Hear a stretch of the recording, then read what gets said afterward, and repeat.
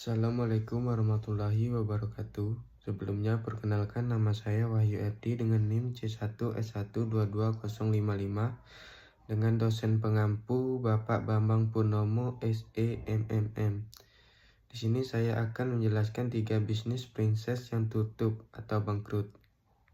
Yang pertama di sini ada bisnis 7-Eleven. 7-Eleven sebuah waralaba minimarket asal Amerika Serikat.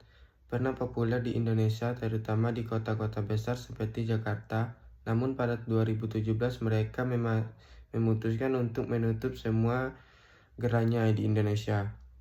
Penyebab penutupan 7-Eleven di Indonesia, salah satu faktor utama penyebab penutupan 7-Eleven adalah persaingan yang semakin ketat dari minimarket lain, seperti Indomaret, Alfamart. Kedua brand lokal ini memiliki jaringan yang lebih luas, lebih terjangkau, dan lebih cepat beradaptasi dengan kebutuhan pasar.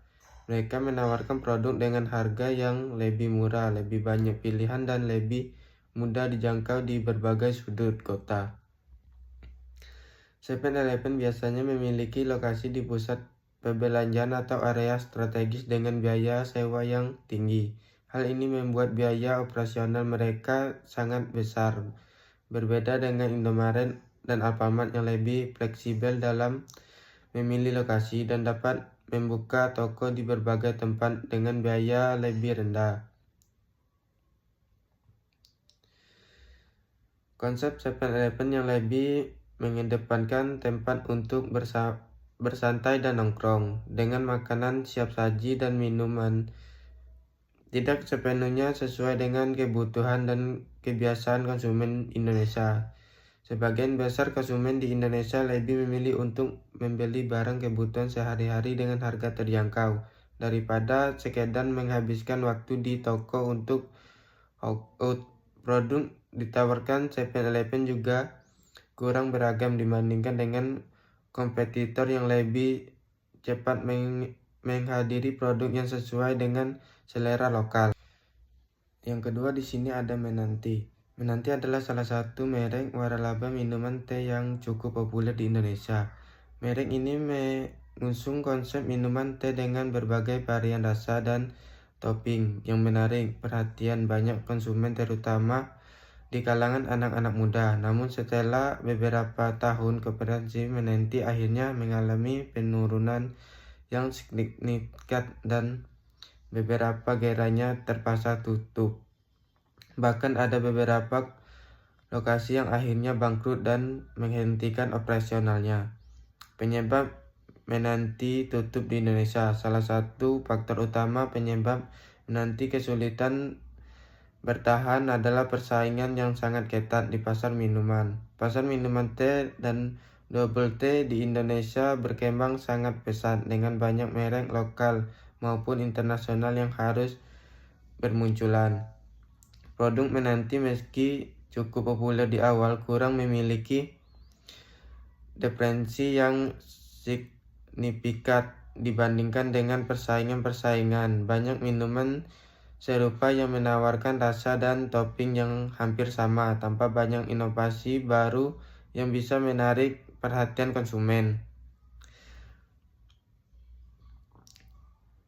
Menanti sempat sangat beruntung pada tren bubble tea yang sedang naik daun, namun pasar minuman berbasis teh double tea bisa sangat fluktuatif dan bergantung pada popularitas tren tertentu. Ketika tren double tea mulai meredup, pemerintah pun berkurang dan konsumen beralih ke minuman atau kedai kopi lainnya yang lebih trending.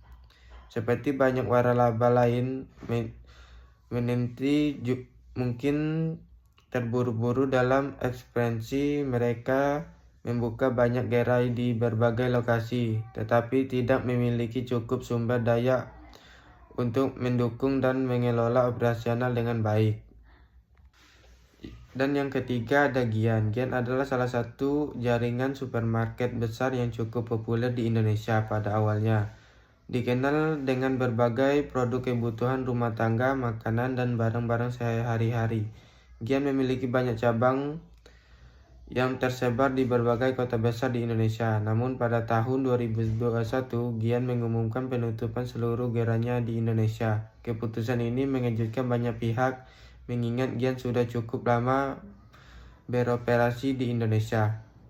Penyebab penutupan dan kebangkrutan Gian: minimarket lokal seperti Indomaret, Alfamart, serta jaringan supermarket besar seperti Hypermart dan Carrefour tersebut berkembang dengan pesat. Keberadaan minimarket dengan format yang lebih kecil dan lebih terbesar membuat konsumen lebih mudah mengakses kebutuhan sehari-hari tanpa pergi ke supermarket besar. Hal ini membuat Gian yang biasanya beroperasi di lokasi yang lebih besar dan dengan konsep hypermarket kalah bersaing dalam hal kemudahan akses dan kenyamanan belanja.